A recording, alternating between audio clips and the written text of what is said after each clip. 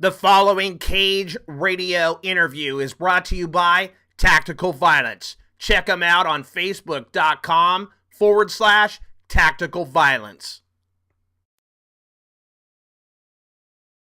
What's up, everybody? It's Mott's Cage Radio. Gonna take it out of the country this time to a guy that I haven't talked to in quite some time. I'm pretty fired up about it. This guy is a straight-up world traveler. He's been all over the place. His sense of adventure never ceases to amaze me. I am with the Dark Lotus himself, Chris David. Chris, welcome back to the show, my man. How the hell are you? Hey, it's good. It's good to be here again. I'm excellent. I got a baby on the way. I'm real excited about that, and I just got accepted to Warriors Island show. They're doing their first season here. The actual filming is going to be sometime in June and July. Not the exact dates aren't out, but they're looking forward to having me there. I looked at some of the competition. You know, there's some good people, but I'm looking to take it. I'm looking to go out there. It's going to be filmed in Oahu, and there's actually 3 weight classes, and so it's like 150 and below, which I'll be in, and then there's like maybe 185 and below, and then a heavyweight. So they're doing 3 different things, 8-man tournament. I don't even have a whole bunch of detail. I don't know. As soon as we get there, we're going to be fighting. Said 4 to 6 weeks. You know, so 3 fights basically. If you so I don't know, maybe every 2 weeks, something like that. But have been doing. I've had 3 Muay Thai fights out here, so I'm looking to bring my Muay Thai to the table. I've always been known more of a grappler, and my college wrestling, and do a lot of jiu-jitsu and stuff. I've always stand and banged with people, but I've developed this whole just the Thai clinch, man. I never really got that. Never really developed it until I got here, and it's improved a lot. When I first got here, there's people just throwing me around. I mean, it's a whole different concept than a clinch in wrestling, where you're going for the underhooks. You're actually going for you're going for around the neck, and I mean there's just like anything in MMA, there's dangers to going for the Thai clinch, like a double leg, for instance. But because you're by going up so high, somebody can change levels and shoot on you. But you got your knees there and stuff too. So to defend that, yeah. Nice. Now, how long you been out in Thailand? It's been almost 2 years. Has it been longer? No. It's just a little over a year, actually. But I did leave. I was in the Philippines for a while, and then in Korea before I got here. So I've been out of the States for not even maybe a year and a half. I left. That's the last time I stepped on American soil. Yeah. What do you miss about America? Oh, nothing really. I got friends and stuff. My family actually visited me out here, and I had a friend visit me out here. But besides that, that's all. If I get this fight and do as well as I'm expecting, and get a nice lump of cash, there's some friends I'd want to send out here. That's all. As far as culture, lifestyle, food, everything, I like it out here more. It's just my friends. I'd love to have some, but I'm gonna try to get them come out here. I'm not looking to go back to States. It's expensive too here. You make less money, living expenses is cheaper and stuff. I'd rather if I was gonna, I'd rather fly a friend out here basically than go back. And there's so many things I'd like to show. This is so for people that don't get to travel a lot, man. This would be a good place to go. And in fact, if anybody wants to, that knows me, that wants to come out here, especially if you train MMA, we've got an excellent camp out here. I'd love to help anybody that wants to come out here. It's so cheap to live in. The only thing expensive is your plane ticket, basically. Once you got here, man, you get set up in $100 a month rent, and wow. Food's cheap and everything. And then if you're a pro fighter, it'll probably get you good set up at a camp, and then training, doing some trade off or something. But yeah, Okay, let's talk about a little bit about this Warriors Island. I saw that you were campaigning to get on the show and whatnot. They're like, "Hey, vote for your favorite fighter." I'm like, "Wait a minute, I know this dude. Click, vote." You know, I saw your videos up on YouTube, obviously, and whatnot. So, how'd you hear about it, and why this show? Yeah, actually, yeah, it's interesting. I mean, I sent in for. I never got to make the Ultimate Fighter tryouts. They were like back east. I just didn't have the money when I was in there when they were doing it for my weight class. I did send a video, but there's a lot of people applying and stuff. So, and then I came here and actually Gwen from Eruption Clothing, who she's a longtime friend, kind of did some product sponsor for me and stuff. She heard about this through somebody. She just hit me up and was just like, hey, this is a good opportunity, and it looked like it is. So I just read the rules of posting a video. Actually, if my first video was too long, I didn't read the rules. Because she just told me to send a video in, so I just sent a video, and then I actually went on their website because he sent me one. He's like, hey, I really want you just read the guidelines and send the video back. So it's be 2 minutes instead of 6 minutes, and actually like clarify certain things I was supposed to say. So I did that, but they still kept my first video in there. And then they said you could send as many videos as you want, and it's based on how many likes you have on the video, and it's accumulative. So I'm like, well, why wouldn't I just post more? I have a fan base that would like my video, and right. They can just like every one. I make 4 videos, I'm gonna have 4 times as many, and I was surprised that there weren't more people that did that. But even originally it was the cutoff date was going to be last year in December. And then and I was really promoting my video to get people, and I was like in the lead, kind of not in the top lead, but in the, they're going to take 16 people at that time. Now they're taking 24 in 3 weight classes. Before they were just going to do 2. And then they said they're pushing back the date till March instead of December. And I was just like, and I know the way I feel about these type of things when it's likes and stuff, it's like I'm not a spammer. I'm not, all my likes are legitimate people like this video, and it was a short amount of time, so I figured, it's not enough time for people to just go do whatever type of little spamming things they do. And when they extended the date till March, 3 more months, I was like, geez, I'm not gonna be, basically I had all the likes I'm gonna have. Right. Maybe I get one random person that doesn't know me that are like, oh, I like him, but pretty much everybody that's gonna vote for me voted for me. I was like, why are you expanding it 3 more months? I just said, forget it, dude. I figure I'm not gonna be that guy that just keeps promoting like the same video over. That was one of the reasons I made a new video. I'll promote another video, but then a lot of stuff going on here. It just kind of made me think like, it's not gonna pan out. There's gonna be other people that are able to spam their video and get more likes.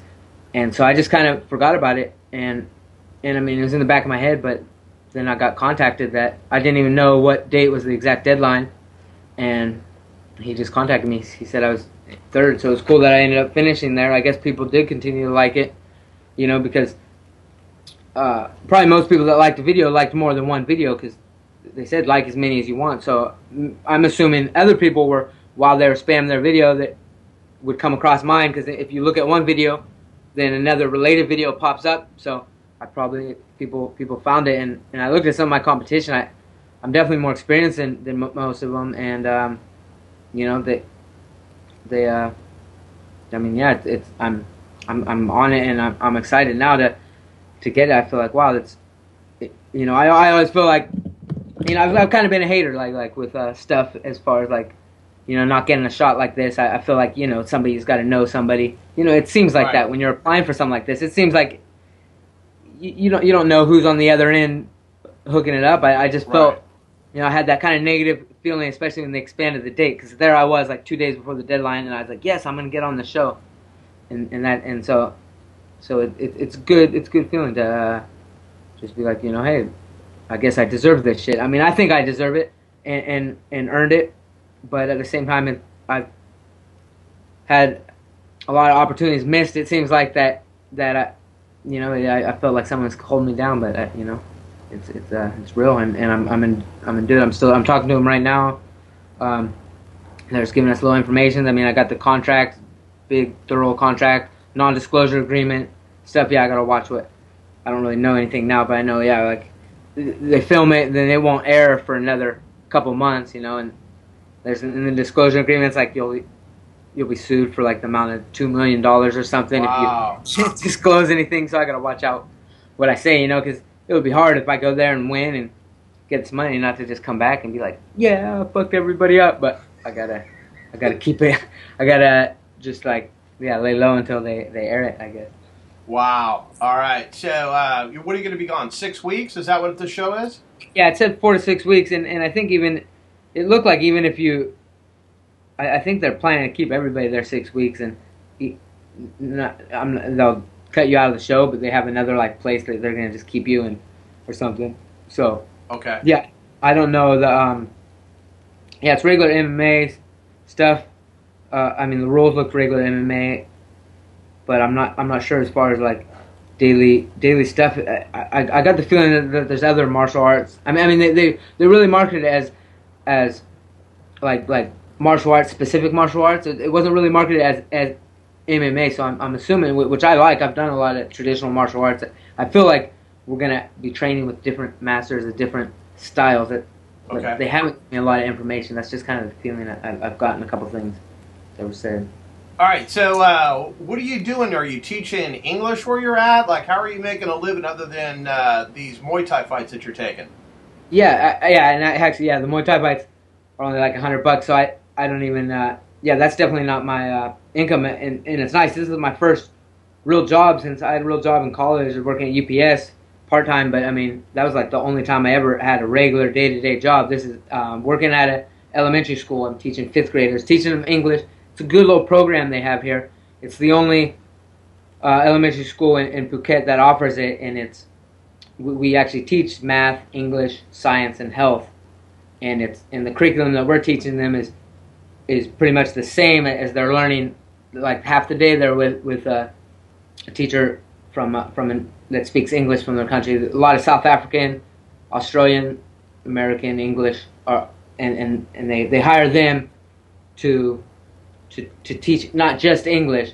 They actually are taught English from a grammatical perspective from their Thai teachers. So we're there for like the just hearing, listening, understanding, and actually learning the curriculum that they have. It's the same stuff, so it's a little advanced for them if they really don't speak English very well at all. But we're teaching them the same thing that they're learning at Thai at the same time. So when we're teaching them math, math is numbers.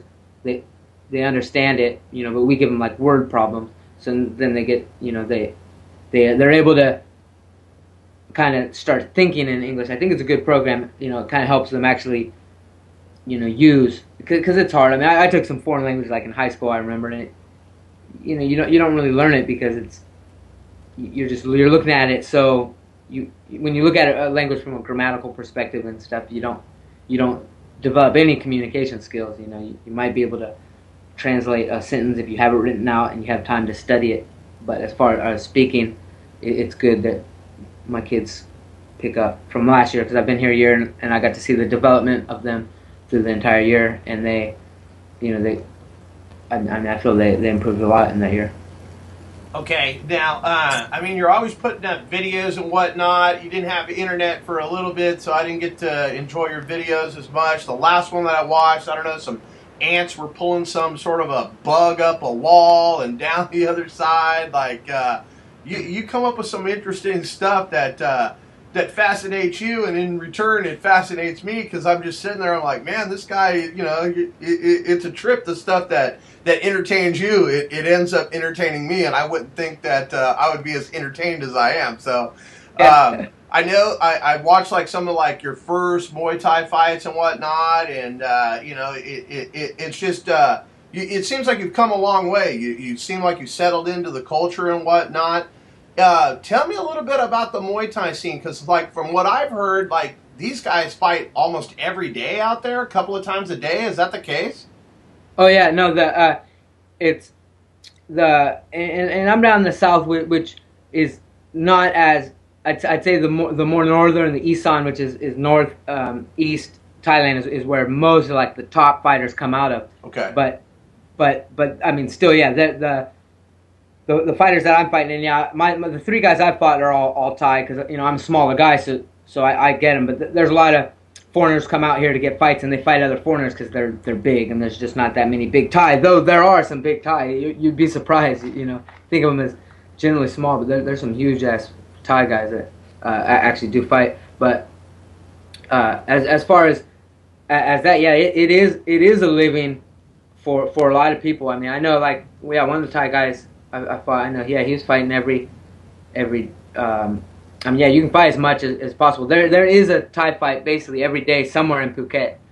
Different stadiums do one every. They'll have like two different nights a week. They do their fights because Phuket is a lot of tourism here. There's I know they charge the foreigners a lot more to come see, but it's so integrated in the Thai culture, Muay Thai, that and that they're able to, Thai is able to come and watch the fights for pretty cheap. I mean, that's their that's what they do kind of for entertainment a lot of the time. It is, I mean, it's definitely part of their culture. It's part of their religion. I mean, it's like it is huge. I mean, you turn on the TV, there's always a Thai fight from somewhere around, okay. and yeah, there are the mindset is a lot different than I'm used to with MMA because of that.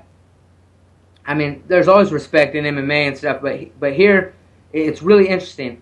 It's 5 3-minute rounds, and because I mean these people have like 400 fights. There's people with that many fights, and it is their living. So there's certain things that there's a lot of unwritten rules, and a lot of foreigners don't know them when they come out here. So sometimes they're not. But once you start fighting, that you realize like this is how it is. Like the first round, you're really not supposed to.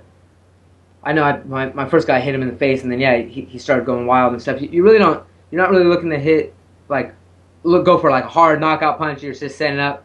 It's all just you're kind of filling out your opponent, and you're also not scored any points in that first round, like hardly any. Their rounds are real interesting too. It's pretty much all like the last 2 rounds, as far as all the points go. And punches are worth no points either. So it's all, you're just kind of setting up. You can knock somebody out with a punch and win, but it's all kicks and then throws. You get points for throws, which are nice. I've developed these. You can't use your hips. You can't use any throw that looks like a judo throw, basically. But there's some little sweeps that you can go, and especially with knees, when somebody tries to throw knees, they're really off balance to get thrown. But basically, as far as like.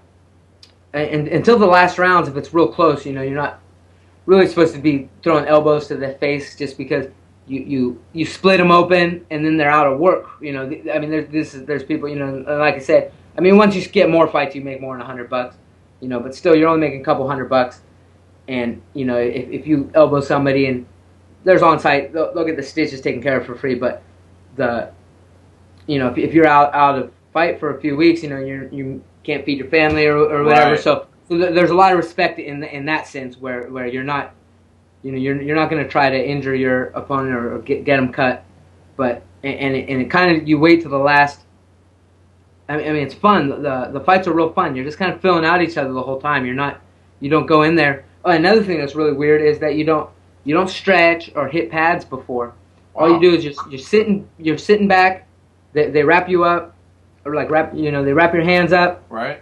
You lay down on this bench and they get liniment. It's like icy hot. Well, I got some right here. Hold on. Where is it? It's like Tiger Balm, but it's like yellow watery liquid, and it's really strong and burns. They just rub it all over your body, so your body just gets hot. I remember, like I didn't know my first fight. They just did that, and I was just like, oh my god, how am I going to be able to fight like this? But then they do it right at the right time, it wears off, and then I'm like, wow, I felt really good. And then because of that, that's the reason you don't warm up, is because your first round is pretty much your warm up. Okay. And you kind of like my first fight I had, I knocked my guy out with the knee the first round, and I was throwing some hard punches, and I didn't realize. I guess that's kind of a dick move, I mean, it's like I know that for Thai audience and just Thai tradition, they want to see a fight. They like to see a fight go the distance, and or if there's a knockout towards the end more.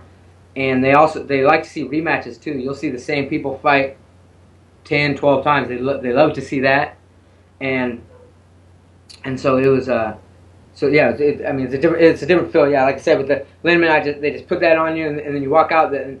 For a while, I was like, I didn't feel like I was like, man, I'm not gonna be ready to fight. But then you use that first round to get warmed up, and even it's funny. It's almost like you're waiting. You're both kind of trying to just.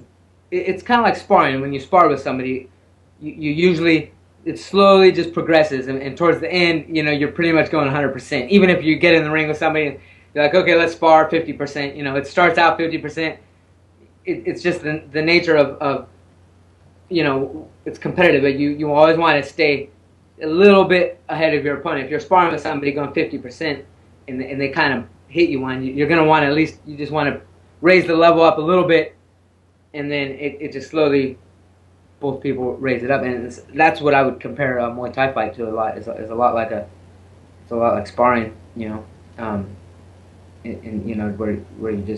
you feel real comfortable, and it's almost like it's almost like if you catch somebody with a good punch, then you can expect them to go harder, and that's they're not looking to just take each other's heads off right off the bat, but it's like it's almost like whoever throws the hard punch first, you feel this weird feeling like you weren't supposed to do that, and then it almost gives the other person energy. It's hard to explain. It's like, it's whoever can keep their cool more and that's in the Thai culture for everything. Man, that's one thing I love about here. There's no road rage. I've never seen really. There's still dicks out here, but nobody gets mad, man. Nobody raises their voice. Nobody yells. It's really weird. I don't see parents yelling at the kids. The whole time I've been here, I've never seen, they let their kids be pretty free and stuff, but they seem pretty well behaved too. And that's one thing I just remember always hearing in America. It seemed like everywhere I lived, there was some mom yelling at her son or something everywhere, like every morning, every night, just until it loses any effectiveness. As a parent, I think so, and I'm looking at gonna be a parent soon. I'm looking forward to that style. I don't think my girl's gonna. I don't want to yell at my kids, and so that's gonna be. So you see yourself staying in Thailand? That's it. That's where you're gonna be. Yeah, I do. Yeah. And it's interesting here as far as like they don't have anything that. I don't think I can ever be an actual Thai citizen, but they do have, and the visas are actually real hard. I just got my work visa. I was like working on my student visa, which is technically illegal, but here everything is just kind of, you can do whatever, sometimes you just got to pay a little extra money or something, and then if I am studying the language, I can read and write Thai pretty well, actually better than speaking it. Speaking it is the difficult part with all these tones. But eventually, if you can read, write, and then you take a test, basically similar to, I think in America, for somebody wanting to get citizenship, you take a test on, it's going to be about American history or something. That they have something like that here. It would all be in Thai. If I know their history, can pass all that, then I get some sort of like permanent residency status where I don't have to. Right now, I have to like leave the country and come back. Go to a Thai embassy in another country, so I go down to Penang in Malaysia, and then process a visa and come back. A lot of just busy work. It's kind of a hassle. They're not really looking for. They don't really want people just living here. So they make you work for it. They do like that. I have a job. Because some people can come over here with money and live here for the rest of their life, so basically they just want a cut of it, so that that they have all these processing fees that people got to pay for that. You can retire here, but you got to basically pay money and stuff, and So yeah, but Interesting. Interesting. yeah. Well, you got the show coming up. How do we watch it? Is this going to be something that's internet based? Is it going to be on TV? Yeah, no, I don't have it with me right now. They sent me something, and yeah, it's gonna be all over this. So it's gonna be on like a major network. If you have TV of some sort, they're gonna air. They'll air it. He said they'll be posted at YouTube as well. Okay. And yeah, so yeah, I'll find out. I'll probably after I go and come back, then I'll know. They might not even know exactly which ones. I think they're still working with that. You know, Okay. being the first season. You know, there are probably a lot of things they're going to be trying out and seeing what works. I mean, you know, and I mean, realistically, you hear about things like this and they never air. You know, something. You know, who knows something. If they're, you know, it's just a business. If they're supposedly they have a lot of money to invest in this. You know, it's an investment. They're hoping that it's going to go. They already have the second season lined up. It's going to be in Portugal, and so yeah, they're really focusing on the world scene. I know there's I think there's somebody from Russia, somebody from yeah, there's several people from around the world that got on the show, and I was looking at their names. Some of them have no, like I was saying, some of them have they're not on Sherdog. You know, I can't say they don't have fights. They're from different countries. They have different systems, and that's why I say that I think it's even though the fights are going to be in MMA rules, that they're kind of almost going back in time. Try and get people from maybe areas of the world where MMA is not that popular and bring them into it. But they have, I mean, yeah, I was surprised that all these people that made it on the show that actually have no MMA fights. Wow. Good for me. I mean, yeah, it's going to be interesting because I mean, you know, with all of your experience and whatnot, that just plays right into you know, helping you out and whatnot. It's a good deal for sure. All right, well, let's definitely stay in touch and whatnot. So when you come back, hopefully we won't get you a $2 million lawsuit. You won't tell us all about how you won before we actually watch it air and all of that stuff. I know you got to have some people that you haven't talked to in quite some time that you want to shout out or something that you got to say. Oh, there's too many people I don't want to forget them. I talk to people still, yeah. But I mean, obviously. You know, I mean, all my gyms actually, just when I was leaving in Sacramento for Collective Combat Academy, I know Nine Diamond stepped up, who actually, he had a good Thai clinch. Just when I was leaving, I was like, wow, I just kind of was introduced into the Thai clinch. And there's very few places that really use that Thai clinch. I mean, I've done Muay Thai the whole time I was doing MMA, you know, Muay Thai, but I found out I really wasn't doing what Muay Thai is. And, so yeah, in Sacramento, no limit, right there with Phil Flather and stuff. You know, always if I ever come back, I'd be going there. I'd be going down there or Sacramento and training in No Limit or Collective Combat Academy. Those are my homes. So I'll definitely shout it out for them. Nice. All right. Well, we wish you the best of luck. Let's stay in touch. Go out and do damage, my man, and. Congratulations on the new baby that you got on the way, and I appreciate you taking some time with me on Cage Radio. Let's keep in touch. All right. All right, my man. Thanks again. AC.